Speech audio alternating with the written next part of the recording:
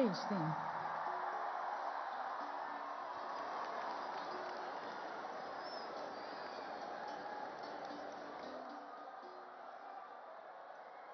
भारत माता की, भारत माता की, भारत माता की। महाराष्ट्र के लोकप्रिय मुख्यमंत्री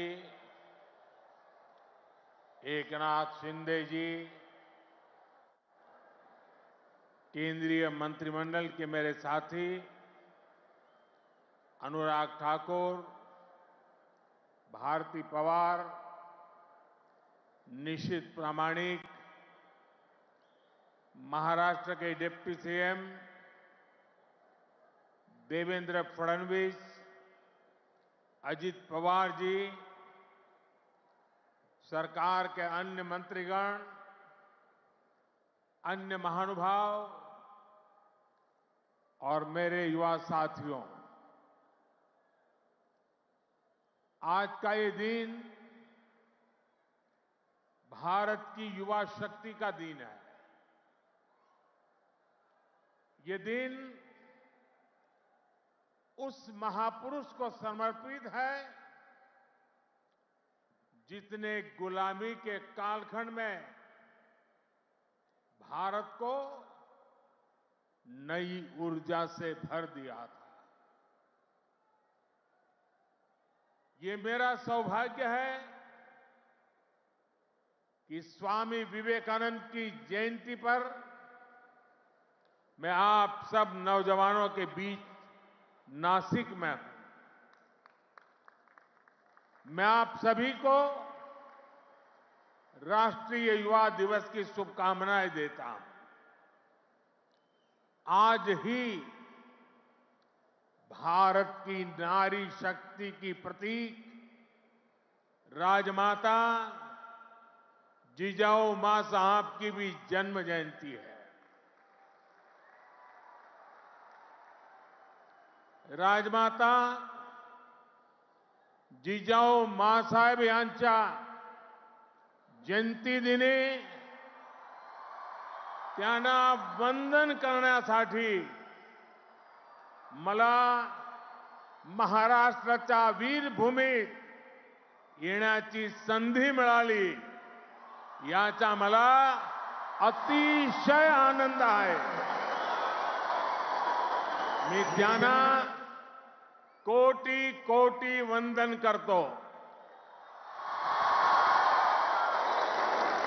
साथियों, ये केवल एक संयोग नहीं है कि भारत की अनेक महान विभूतियों का संबंध महाराष्ट्र की धरती से रहा है। ये इस पुण्य भूमि का, इस वीर भूमि का और इस तपोभूमि का प्रभाव है। इस धरती पर राजमाता जिजाऊ मां साहब जैसी मातृशक्ति ने छत्रपति शिवाजी महाराज जैसे महानायक को गढ़ा। इसी धरती ने देवी अहल्याबाई होलकर, रमाबाई अंबेडकर जैसी महान नारियां हमें दी।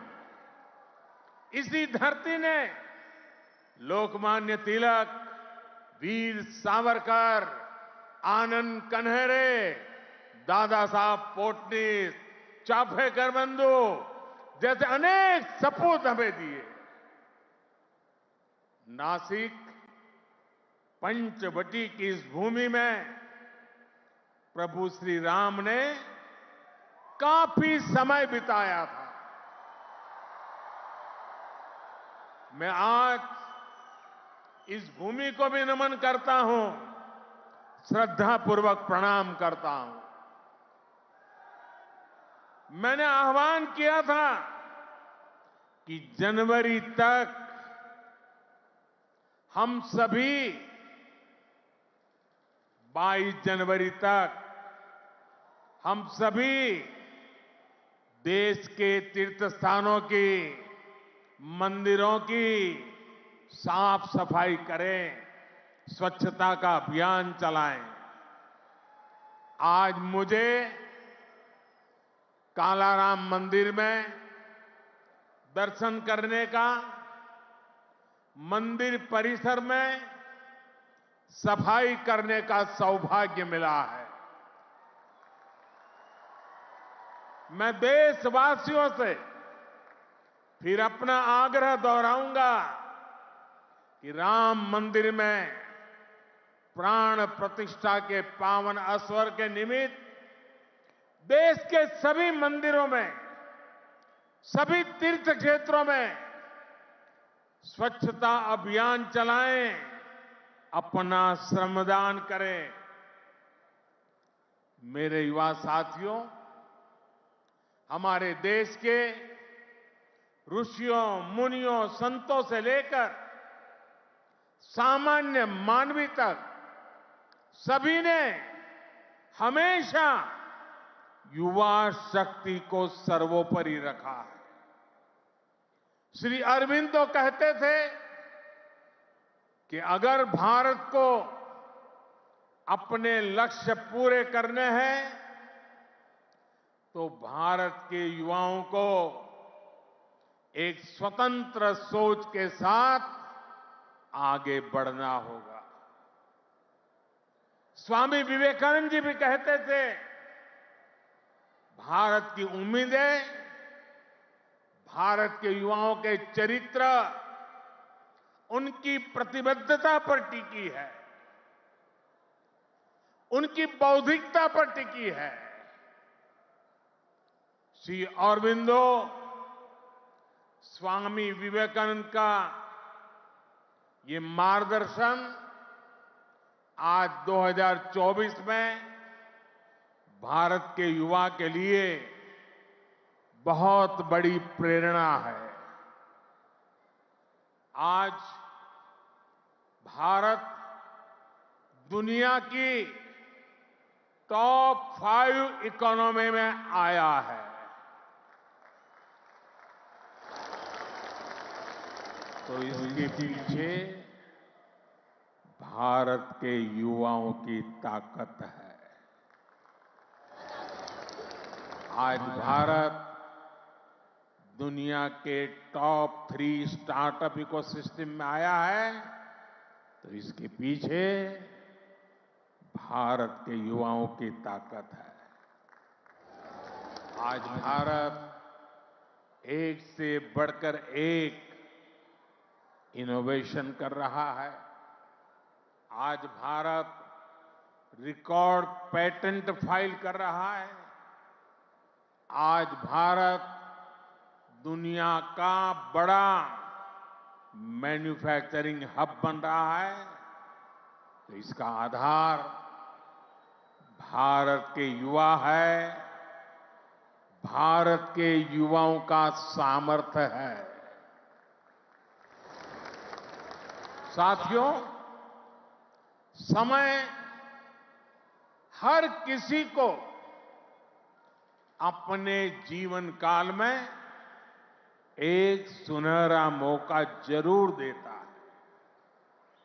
भारत के युवाओं के लिए समय का वो सुनहरा मौका अभी है। अमृत काल का ये कालखंड है। आज आपके पास मौका है इतिहास बनाने का, इतिहास में अपना नाम दर्ज कराने का। आप याद करिए, आज भी हम सर एम विश्वेश्वरैया की याद में इंजीनियर्स डे मनाते हैं। उन्होंने 19वीं और 12वीं शताब्दी में अपना जो इंजीनियरिंग कौशल दिखाया, उसका आज भी मुकाबला मुश्किल है। आज भी हम मेजर ध्यानचंद को याद करते हैं। उन्होंने हॉकी की स्टिक से जो जादू दिखाया, वो आज तक लोग भूल नहीं पाए हैं। आज भी हम भगत सिंह, चंद्रशेखर आजाद, बटुकेश्वर दत्त जैसे अनगिनत क्रांतिकारियों को याद करते हैं। उन्होंने अपने पराक्रम से अंग्रेजों को पस्त करके रख दिया था। आज हम महाराष्ट्र की वीर भूमि पर हैं। आज भी हम सभी महात्मा फुले, सावित्रीबाई फुले को इसलिए याद कर रहे हैं क्योंकि उन्होंने शिक्षा को सामाजिक सशक्तिकरण का एक माध्यम बनाया। आजादी के पहले के कालखंड में ऐसे सभी महान व्यक्तित्वों ने देश के लिए काम किया। वो जिए तो देश के लिए, वो जूझे तो देश के लिए, उन्होंने सपने संजोए तो देश के लिए, उन्होंने संकल्प किए तो देश के लिए, और उन्होंने देश को नई दिशा दिखाई। अब अमृत काल के इस कालखंड में आज वो दायित्व आप सभी मेरे युवा साथियों के कंधों पर है। अब आपको अमृत काल में भारत को एक नई ऊंचाई पर ले जाना है। आप ऐसा काम करिए कि अगली शताब्दी में उस वक्त की पीढ़ी आपको याद करे, आपके पराक्रम को याद करे। आप अपने नाम को भारत और पूरी दुनिया में, दुनिया के इतिहास में स्वर्ण अक्षरों में लिख सकते हैं। इसलिए मैं आपको 21वीं सदी के भारत की सबसे सौभाग्यशाली पीढ़ी मानता हूं। मैं जानता हूं आप ये कर सकते हैं। भारत के युवा ये लक्ष्य हासिल कर सकते हैं। मेरा सबसे ज्यादा भरोसा आप सभी पर है, भारत के युवाओं पर है। मैं मेरा युवा भारत संगठन से जिस तेजी के साथ देश के कोने कोने में युवा जुड़ रहे हैं, उससे भी बहुत उत्साहित हूं। मेरा युवा भारत, माय भारत संगठन की स्थापना के बाद ये पहला युवा दिवस है। अभी संगठन को बने 75 दिन भी पूरे नहीं हुए हैं और 1 करोड़ 10 लाख के आसपास युवा इसमें अपना नाम रजिस्टर करा चुके हैं। मुझे विश्वास है आपका सामर्थ्य, आपका सेवा भाव देश को, समाज को नई ऊंचाई पर ले जाएगा। आपका प्रयास, आपका परिश्रम युवा भारत की शक्ति का पूरी दुनिया में परचम लहराएगा। मैं माय भारत संगठन में रजिस्टर कराने वाले सभी युवाओं का आज विशेष अभिनंदन करता हूं। और मैं देख रहा हूं माय भारत में रजिस्ट्रेशन में हमारे युवा और हमारी युवतियां दोनों के बीच में कंपटीशन चलती है, कौन ज्यादा रजिस्ट्री करवाए। कभी युवक आगे निकल जाते हैं, कभी युवतियां आगे निकल जाती हैं। बड़ी जोरों की स्पर्धा चल रही है। साथियों, हमारी सरकार को अब 10 साल हो रहे हैं। इन 10 वर्षों में हमने पूरा प्रयास किया है कि युवाओं को खुला आसमान दे, युवाओं के सामने आने वाली हर रुकावट को दूर करें। आज चाहे शिक्षा हो, रोजगार हो, एंटरप्रेन्योरशिप या इमर्जिंग सेक्टर्स हो, स्टार्टअप्स हो, स्किल्स या स्पोर्ट्स हो, देश के युवाओं को सपोर्ट करने के लिए हर क्षेत्र में एक आधुनिक, डायनेमिक इकोसिस्टम तैयार हो रहा है। आपको 21वीं सदी की आधुनिक शिक्षा देने के लिए नई राष्ट्रीय शिक्षा नीति लागू की गई है। युवाओं के लिए अब देश में आधुनिक स्किलिंग इकोसिस्टम भी तैयार हो रहा है। हाथ के हुनर से कमाल करने वाले नौजवानों की मदद के लिए पीएम विश्वकर्मा योजना शुरू की गई है। पीएम कौशल विकास योजना की मदद से करोड़ों युवाओं को स्किल से जोड़ा गया है। देश में नए आईआईटी, नए एनआईटी लगातार खुलते जा रहे हैं। आज पूरी दुनिया भारत को एक स्किल्ड फोर्स के रूप में देख रही है। विदेश में हमारे युवा अपना कौशल दिखाया पाए, इसके लिए सरकार विदेश जाने वाले युवाओं को ट्रेनिंग भी दे रही है। France, Germany, UK, Australia, Italy, Austria जैसे अनेक देशों के साथ सरकार ने जो मोबिलिटी समझौते किए हैं, उसका बड़ा लाभ हमारे युवाओं को मिलेगा। साथियों, युवाओं के लिए नए अवसरों का आसमान खोला जाए, सरकार इसके लिए हर क्षेत्र में पूरी शक्ति से काम कर रही है। देश में ड्रोन सेक्टर के लिए नियम सरल बनाए गए हैं। सरकार आज एनिमेशन, विजुअल इफेक्ट्स, गेमिंग और कॉमिक सेक्टर्स को प्रमोट कर रही है। एटॉमिक सेक्टर, स्पेस और मैपिंग सेक्टर को भी खोला गया है। आज हर क्षेत्र में पिछली सरकारों से 2 गुनी, 3 गुनी रफ्तार से काम किया जा रहा है। ये जो बड़े बड़े हाईवे बन रहे हैं, वो किसके लिए है?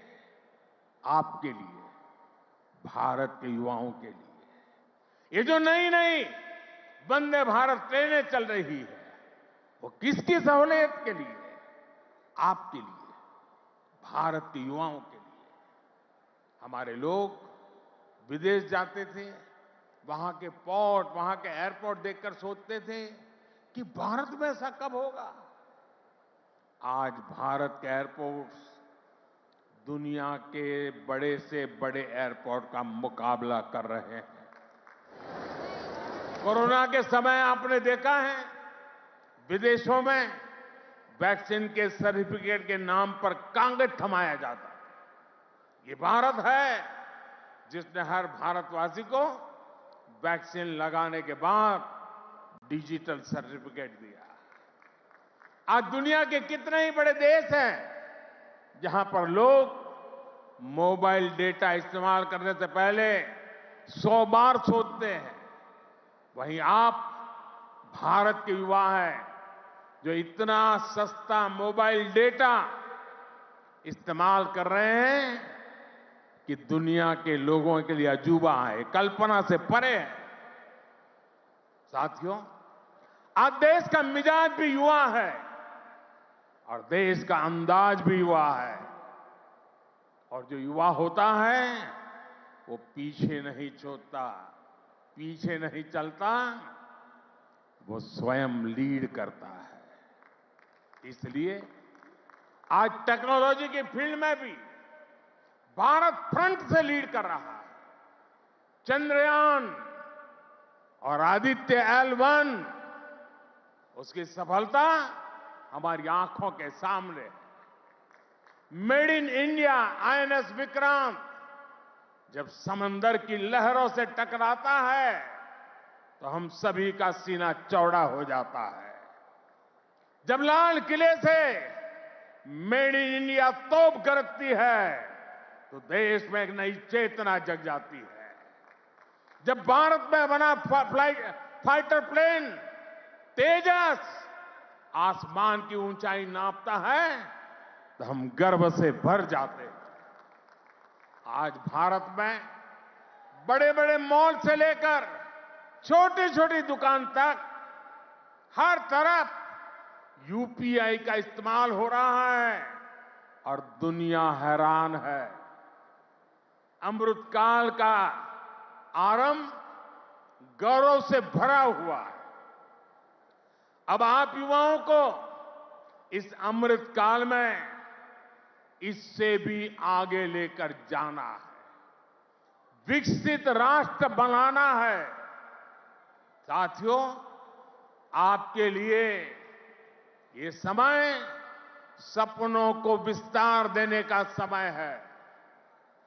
अब हमें केवल समस्याओं के समाधान नहीं खोजने हैं, हमें केवल चुनौतियों पर विजय नहीं पानी है, हमें खुद अपने लिए नए चैलेंजेस तय करने होंगे। हमने 5 ट्रिलियन इकोनॉमी का लक्ष्य सामने रखा है।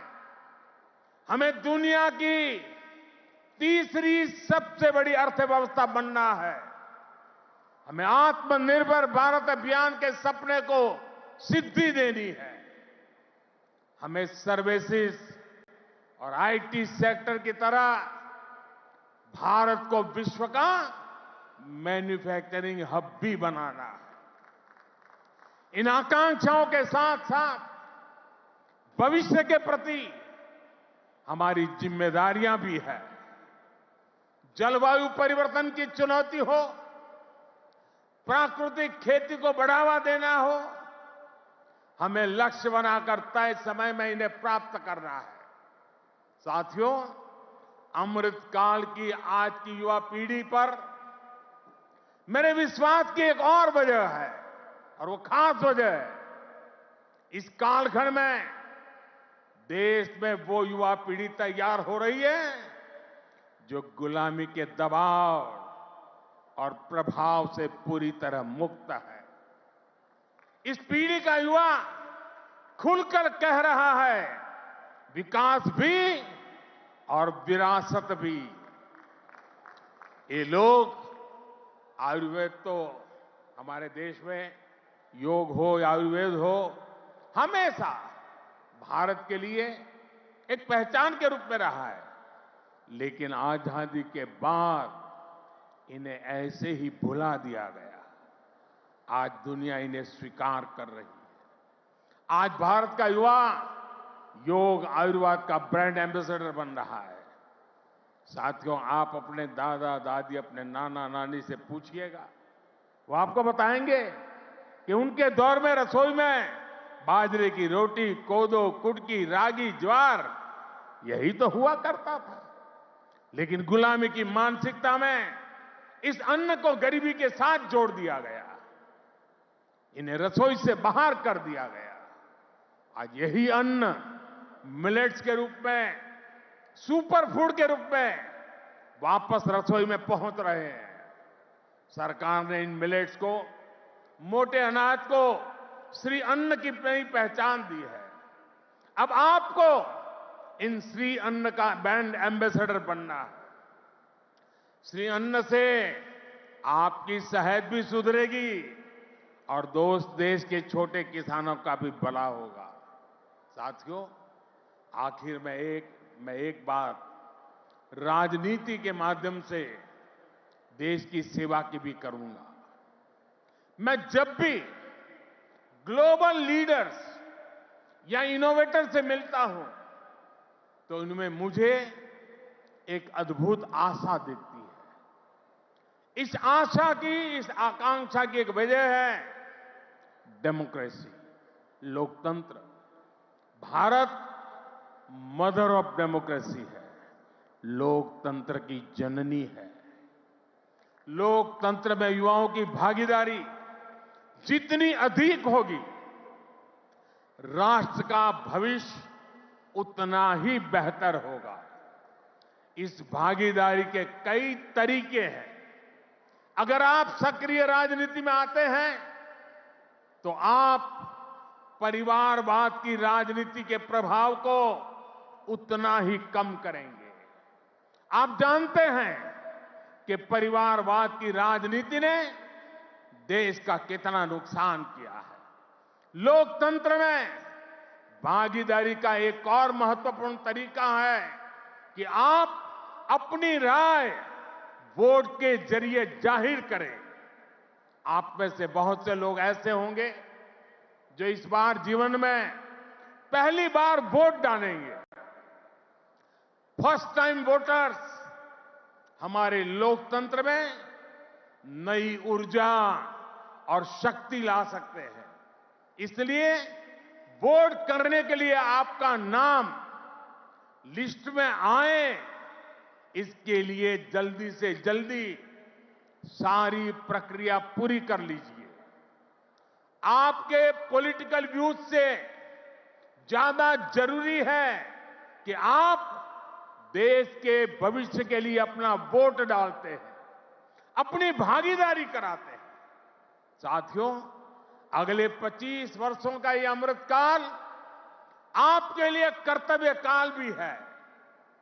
जब आप अपने कर्तव्यों को सर्वोपरि रखेंगे तो समाज भी आगे बढ़ेगा, देश भी आगे बढ़ेगा।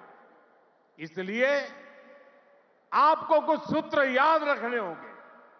जितना हो सके आप लोकल को, स्थानीय प्रोडक्ट को प्रमोट करिए। मेड इन इंडिया प्रोडक्ट का ही इस्तेमाल करिए। किसी भी तरह की ड्रग्स और नशे की लत से बिल्कुल दूर रहिए। इन्हें अपने जीवन से दूर रखिए। और माताओं, बहनों, बेटियों के नाम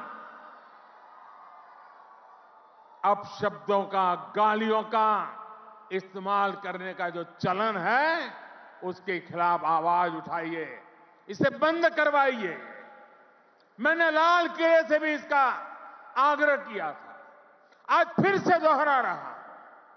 साथियों, मुझे विश्वास है आप सब, हमारे देश का एक एक युवा अपने हर दायित्व को पूरी निष्ठा और सामर्थ्य से पूरा करेगा।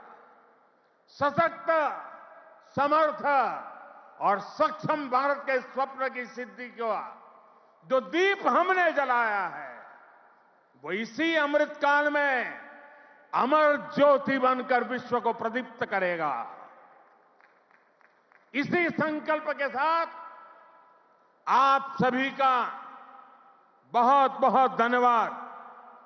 भारत माता की दोनों मुट्ठी बंद करके पूरी ताकत से आप जिस राज्य से आए हैं वहां तक आपकी आवाज पहुंचनी चाहिए। भारत माता की, भारत माता की, भारत माता की, भारत माता की। वंदे वंदे वंदे वंदे वंदे वंदे वंदे वंदे वंदे। धन्यवाद। बहुत बहुत धन्यवाद माननीय प्रधानमंत्री जी। आपका एक एक शब्द हम सभी के लिए प्रेरणा का स्रोत है, जो हमें अपने राष्ट्र के लिए एक उज्जवल और अधिक प्रगतिशील भविष्य की दिशा में काम करने के लिए प्रेरित करता है। एक नया इतिहास हमें रचना है। अमृत काल में हमारे लिए ये कर्तव्य काल है। सभी को मिलकर ये इतिहास रचना है। एक नया भारत, एक विकसित भारत बनाना है। आपके ये शब्द हम सभी को प्रेरणा देते हैं।